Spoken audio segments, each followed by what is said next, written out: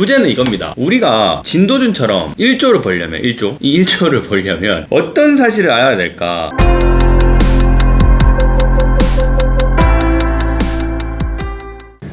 안녕하세요.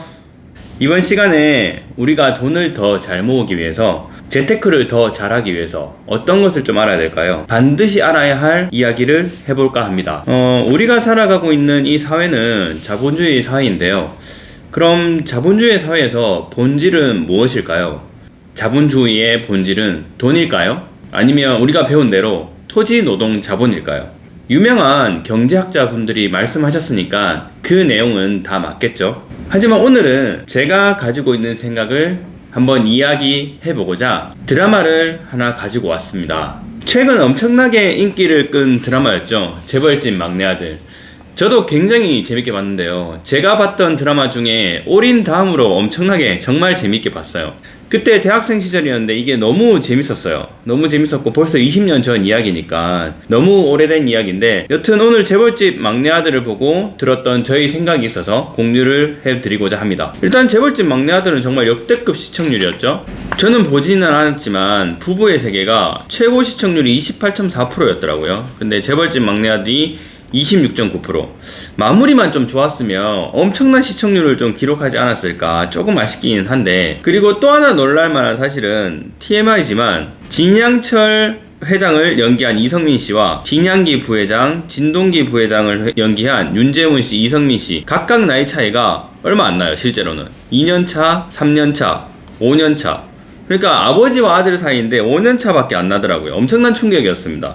드라마는 거의 뭐 이성민 씨가 캐리를 한 거랑 마찬가지니까 정말 감사하게 생각하고 있습니다. 정말 이렇게 재밌는 드라마를 잘 찍어주셔서 너무 감사하고요. 여튼 본격적으로 얘기를 한번 해보자면 부제는 이겁니다. 우리가 진도준처럼 1조를 벌려면 이 1조를 벌려면 어떤 사실을 알아야 될까? 사실 이 주제는 이야기를 하면 너무 뻔한 이야기지만 자본주의에 숨겨진 사실을 우리가 한번 생각해보는 시간, 본질을 생각해보는 시간이 될 것 같아요. 제가 한 1000명 정도의 사람들과 재테크 상담을 해보고 느낀 건데, 재테크 목표가 확실한 사람과 확실하지 않은 사람들의 차이는 돈 모으는 속도가 너무나도 달랐습니다. 그리고 대부분 사람들은 돈 모으는 거 목표가 거의 없더라고요. 목표가 확실한 사람들은 빠르게 돈을 모아 나갔고요.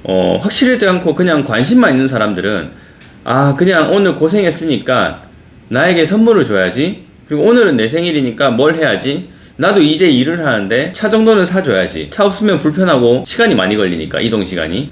그래서 뭐 안 돼서 무조건 차가 있어야 된다, 이렇게 합리화를 하시는 분들을 굉장히 많이 봤습니다. 그런데 이 진도준이라는 사람을 보면요, 순양을 가지겠다는 확실한 재테크 목표가 있었어요. 처음에는 장자승계 원칙을 순양그룹에서 가지고 있었잖아요. 그래서 진도준은 순양을 가질 수 없는 위치에 있었죠. 그래서 다 포기하고 뭐 돈 많은 재벌집 막내 아들처럼 자식의 삶을 누리겠다고 마음을 먹었으면 아마 흥청만청 쓰면서 다른 삶을 사는 것도 가능했겠지요. 그런데 자기 관리를 철저히 하고, 그리고 오직 목표를 위해서 삶을 살았죠. 결국에는 목표를 이루는 데까지 갔었죠. 불가능을 성공으로 바꾸는 기적. 그만큼 이 목표가 굉장히 중요하다는 거예요. 그럼 본격적으로 진도준이 어떻게 재테크를 했는지 한번 살펴볼게요. 진도준의 첫 번째 삶인 이 김현우로서의 삶은 그렇게 평탄하진 않았죠. 처음에는 공부를 굉장히 잘했습니다. 공부를 굉장히 잘했지만 어려운 가정 환경 속에서 대학 시험을 포기해야 될 정도로 가정 환경이 안 좋았는데요. 하지만 포기하지 않고 악착같이 살아남았죠. 학업을 포기했지만 삶은 포기하지 않았어요. 일을 하면서 공부도 포기하지 않았고, 그렇게 살아남아서 순양이라는 거대한 기업에 들어갔습니다. 거기서 재벌 3세에 진성준 상무의 담당으로서, 이 진성준 상무의 담당을 하죠. 오너과를 열심히 보좌하게 되죠. 그런데 우연하게 진성준 상무의 비자금을 발견하게 되죠. 이게 엄청난 사건이었죠. 김현우의 삶을 완전히 송두리째 바꾸는 발견이었습니다. 그래서 비자금을 찾아오라는 명을 받고 외국으로 갔다가 거기서 순양이 파견한 괴한으로부터 비명 행사를 하게 됩니다. 아직까지도 누가 파견했는지 드라마에서 결말도 나오지 않았습니다. 그런데 이 비명 행사가 김현우에게는 엄청나게 큰 일이었죠. 1987년으로 돌아가서 자기가 일했던 순양이라는 거대한 대기업의 막내 손자로 이렇게 태어났어요. 진양철 회장 앞에 당당하게 설 수 있는 그런 위치가 됐던 거죠. 진도준으로 태어난 김현우는 1987년부터 일어날 미래의 일을 거의 다 알고 있었습니다. 그래서 순양이 정치 비자금을 누구한테 줘야 되는지 중요한 의견들을 전달하면서 진양철 회장의 눈에 띄게 되죠. 그때 진양철 회장이 하나의 문제를 더 냈죠. 그 문제를 진도준이 해답을 줬습니다. 그래서 문제의 정답을 들은 진 회장이 긴급하게 한국으로 돌아와서 반도체 회사를 하나를 더 인수했습니다. 있습니다. 고래 싸움에 새우가 살아남기 위해서는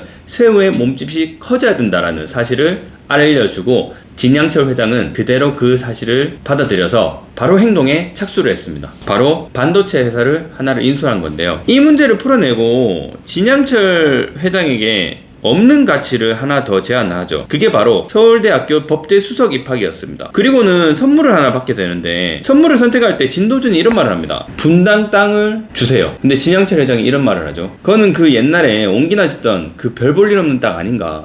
분당 땅이 그렇게 갖고 싶더나. 이렇게 진양철 회장이 되물었는데 진도준이 이렇게 얘기하죠.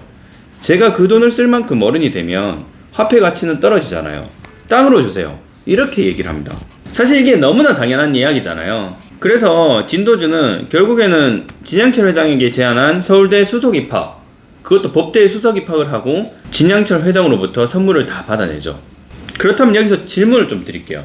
화폐의 가치가 떨어지면 땅으로 계속 가지고 있어야 되는데 왜 달러로 진도준은 바꿔갔을까요? 미래를 알고 있었을까요?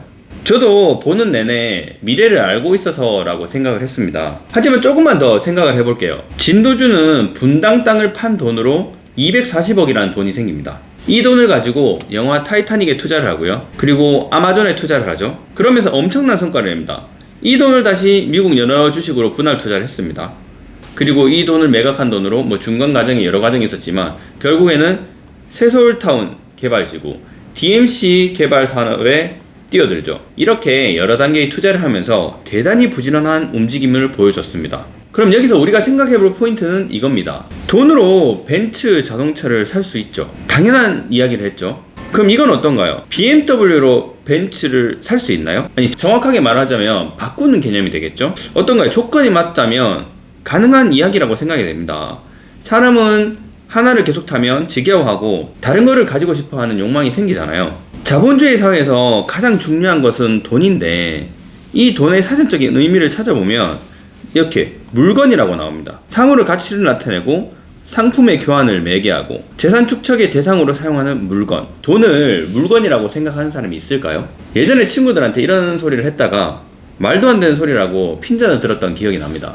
여튼 진도준이 순양이라는 순양그룹이라는 목표에 다가갈 때 분당 땅을 그대로 두지 않고 240억을 가지고 여러 곳에 투자를 한 이유가 이것 때문이죠. 240억으로는 순양그룹을 살 수 없기 때문에.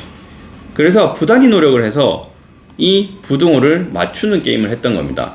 순양그룹에 다가갈 때까지 진도준이 한 행보는 시기적절한 교환을 통해서 돈이라는 물건을 많이 만들어내기 위해서 240억과 순양그룹이라는 부등호가 성립이 되지 않았는데 이것을 성립시키기 위해서 부단한 노력을 했죠. 이 부등호를 맞추기 위해서 머리를 엄청 쓰고 시간을 투자하면서 노력한 결과, 그 결과가 순양그룹과 처음 240억을 맞출 수 있었다는 거죠.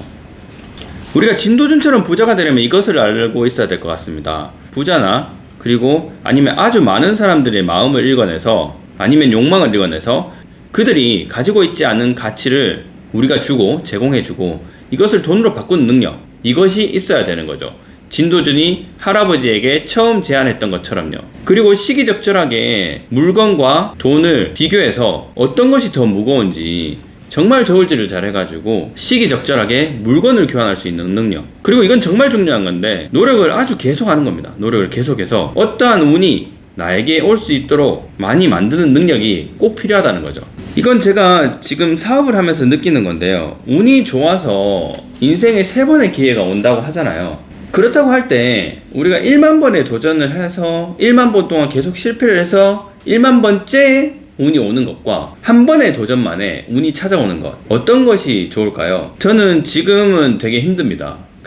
하지만 1만 번의 도전 끝에 운이 오는 것이 더 낫다고 생각이 드네요. 1만 번의 도전 끝에 나에게 운이 찾아오면 1만 번의 도전 속에서 얻은 숙련된 지식과 행동, 어떠한 마음가짐, 이런 것들이 운을 거대한 가치로 바꿔줄 수 있는 힘이 있는 반면에 바로 한 번만에 찾아온 운들은 우리가 준비가 되어 있지 않으니까 아주 작은 가치, 거대한 가치보다는 작은 가치로 바꿔주는 것에 끝날 것 같아요. 마지막으로 제 자본주의에 대한 생각을 좀 말씀드리면 저는 자본주의가 교환이라고 생각합니다. 물물 교환에서 발전되고 돈이라는 발명품이 생겨남으로써 새롭게 생겨난 시스템 위에서 살아가야 하는 운명을 받아들여서 어쩔 수 없이 우리가 적응해 나가야만 하는 시스템인 거죠. 이 시스템 안에서 우리는 돈을 매개체로 교환되는 물건의 진짜 가치를 발견할 줄 알아야 하고, 포장된 가치의 진가를 볼 수 있는 눈을 가진다면 우리는 이 자본주의 사회에서 진정한 승리자가 될 것임을 믿어 의심치 않습니다. 그래서 우리는 소비자 중심에서 생산자 중심으로 우리의 포지션을 이동을 해야 된다라고 저는 계속 생각을 하고 있습니다. 그리고 많은 가치를 사람들하고 공유를 해야 된다고 생각하고 있고요. 이번 시간에 제 생각이 좀 도움이 되셨으면 좋겠습니다. 모두 부자 되길 바라면서 다음 이 시간에 재벌집 막내 아들 진도준에게 배우는 주식과 부동산 2편으로 다시 돌아오도록 하겠습니다. 시청해주셔서 감사합니다.